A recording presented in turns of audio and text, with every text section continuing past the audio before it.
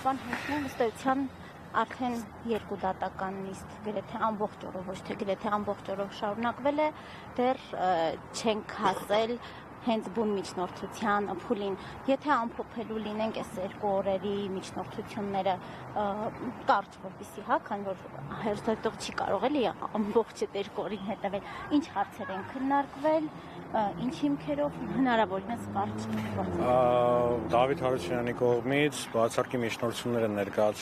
ներկայացվել խորհրդի բոլոր անդամներին,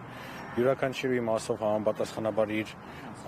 մեկնաբանություններով եւ փաստարկներով, որոնց վերաբերյալ բոլորի վերաբերյալ կայացվել է միջնորդությունները մերժելու մասին որոշումներ։ Որոշումների պատճառաբանությունները թերևս մասնակի հրապարակվեցին նախագահողի կողմից դատական նիստի ընթացքում։ Այս բան կարող եմ ասել, որ խորհրդի անդամների եւ խորհրդի կողմից ընդհանրապես տրամադրված երաշխիքների առումով մենք գտնում ենք, որ դրանք բավարար չէին եւ միևնույն է գտնում ենք, որ չնայած կայացվել են դատական ակտերը համապատասխան միջնորդությունները մերժելու մասին, մենք գտնում ենք, որ համապատասխան պարոն Հարությունյանի կողմից ներկայացված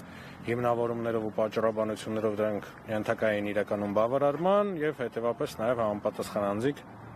չպետք է հանդես գային դատավորի կարգավիճակում պարոն Հարությունյանի կարգապահական վարույթի շրջանակներում։ Եվ եթե կարելի է մի քիչ մատչելի այդ մարդու իրավունքների եվրոպական դատարանում Դավիթ Հարությունյանի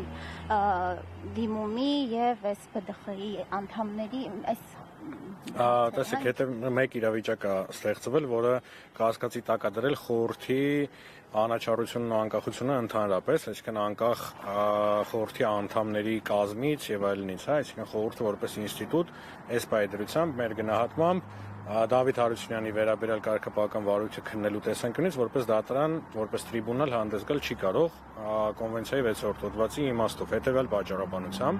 պատճառաբանություններից մեկով, ձեր հարցրածով, հետեւյալ իրավիճակն է տեղի ունեցել, դե երևի թե հիշում եք, որ երկու գանգատեր ներկայացվել Եվրոպական դատարան Դավիթ Հարությունյանի անունից, համապատասխանաբար գանգատները միացվել են մեկ վարույթի շրջանակներում եւ իրականացվում է քննություն, այս պահին Եվրոպական դատարանը գտնվում է կոմունիկացիայի փուլում, մասնավորապես դա նշանակում է, որ ակտիվ գրագրություն է տեղի ունենում բողոքաբերի, այսինքն մեր եւ կառավարության դատարանի հետ միասին։ Հիմա այս գրագրության արդյունքում մեզ հասանելի է դարձել մեկ փաստաթուղթ, որով որ Բարձրագույն դատական խորհուրդը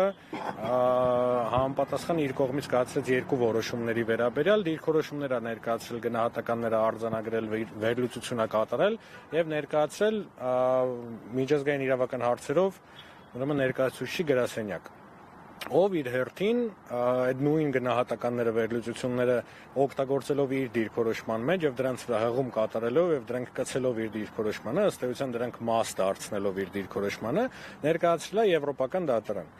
Հիմա մեր մոտ ստեղծվում է մի իրավիճակ, երբ մենք ունենք երկու վարույթ այս պայդրությամբ, մեկը Եվրոպական դատարանում, մեկը Բարձրագույն դատական խորհրդում, Եվրոպական դատարանում Բարձրագույն դատական խորհրդի կողմից ներկայացված գրագրությունը, դիրքորոշումները, գնահատականները, վերլուծությունը փաստացիորեն նույնացվում են պատասխանող կողմի դիրքորոշումների հետ, այսինքն Բարձրագույն դատական խորհուրդը մեկ վարույթով հանդիսանում է մեզ պատասխանող կողմ որպեսի պայմաններում մեր խորին համոզմամբ եւ կարծում եմ նաեւ տրամաբանորեն խորհուրդը չի կարող երկրորդ վարույթով կամ որևէ այլ վարույթով հանդիսանալ Դավիթ Հարությունյանի գործով որպես դատարան։ Հակառակ տրամաբանությունը կհուշի, որ պայմանական ես եւ դուք եթե մեկ գործով հայցվոր եւ պատասխանող լինեինք, ձեր երկրորդ գործով ես դատավոր լինեի, իմ կարծիքով ձեր մոտ կասկածներ կառաջանային իմ անաչառության եւ անկախության վերաբերյալ։ Նայեք, խորհուրդը ոչ միայն Եվրոպական դատարանին է հասանելի դարձրել այդ դիրքորոշումը, այլ իր որոշումներով արձանագրել է, հետեւաբար կարծես թե այս մասով, դատավարական հակառակորդ կգալեք նրան, թե ինչ մեկ այնքան հրապարակային այդ կարծիքը հայտնել է եւ փաստացի այլ դատարան իրոք հնարավոր չի ստեղծել, այլ խորհուրդ հնարավոր չի ստեղծել, այսպես ասենք, բա ինչ անել այս։ Հետևյալ իրավիճակն է, ոչ թե, տեսեք, եթե խոսքը գնար նրա մասին, որ խորհուրդը մեջբերած լիներ իր որոշումները միայն, ասեր այս ինչ թվականին ու այս ինչ թվականին ես կայացրել եմ այս ինչ որոշումը ու այս ինչ որոշումը, այս էլ որոշումների օրինակ մեջբերումները, դա խոշորաշուտ խնդրահարույց չէր լինի, որովհետև ճիշտ եք ասում, խորհուրդը ընդհանրապես տրամադրած կլներ տեղեկատվություն։ Սակայն մեզ հասանելի դարձած երկու գրությունով իրավիճակը մի փոքր այլն է, հա,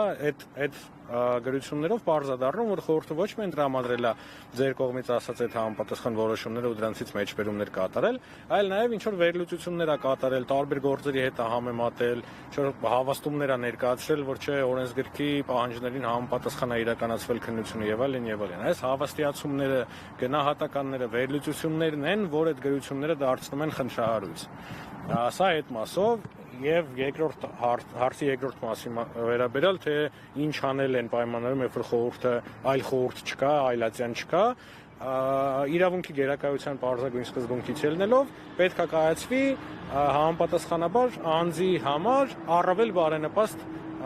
դատավարական ելք ունեցող դատական ակտը, այս դեպքում կարգապահական վարույթի կարճումը եւ Դավիթ Հարությունյանի նախկինում զբաղեցրած պաշտոնում վերականգնելու մասին որոշումները։ Այսինքն վերանայման ինստիտուտը իմաստազոր կա, կամ չգիտեմ, իրավունքի խախտման փաստ արձանագրվեց, վերականգնել ստացվում է տենց։ Չէ, չի ստացվում, տենց մեր գործում է տենց ստացվում, որովհետև մեր գործում է, որ խորհուրդը այդպիսի դիրքորոշում ներկայացրել է Եվրոպական դատարանին, եթե այդպիսի դիրքորոշում չլներ կոպիտ ասած եւ համապատասխանաբար բացառքի միջնորդությունները մերժվեն, դրանից հետո հավելյալ հարց որպես այդպեսին չէր բարձրացվելու։ Բայց նկատի ունենալով այս բոլորը, նկատի ունենալով Եվրոպական դատարանում Հայաստանի ներկայացուցիչի դիրքորոշումները, դրա հիմքում դրված խորհրդի պարզաբանումները, գնահատականները եւ այլն, այո, մենք ունենում ենք իրավիճակ, երբ որ խորհուրդը ինքն իրեն այդ գրություններով իմ համոզմամբ զրկել է այն երաշխիքներից, որոնց որ պետք է համապատասխաներ կոնվենցիայի իմաստով։